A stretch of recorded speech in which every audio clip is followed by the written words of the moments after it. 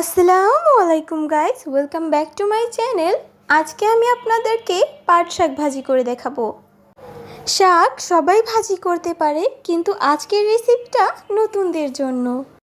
তবে আজকের এই রেসিপিটার মতো করে যদি আপনারা শাক রান্না করেন, তাহলে আপনাদের শাকটা খেতে খুবই মজা হবে।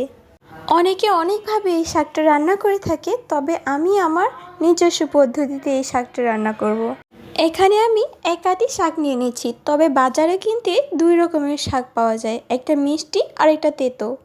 পাট শাক কেনার সময় অবশ্যই দোকানদারকে জিজ্ঞেস করে নেবেন শাকটা তেতো কিনা। এখন আমি শাকটাকে বেছে নেব।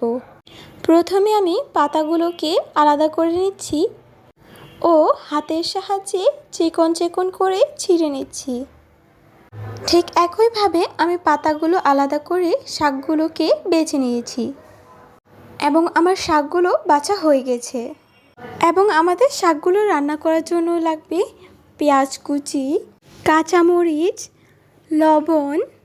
প্রথমে কড়াইতে দিয়ে দেব পরিমাণ মতো তেল, ও তেলটা ভালো করে গরম হয়ে গেলে দিয়ে দেব পেঁয়াজ কুচি ও কিছুক্ষণ ভেজে নেব। দিয়ে দেব কাঁচামরিচ, পরিমাণ মতো লবণ।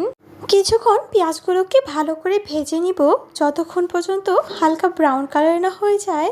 তারপর দিয়ে দেব পাট শাক এবং শাকটাকে কিছুক্ষণ ঢাকনা দিয়ে ঢেকে ভাপিয়ে নেব।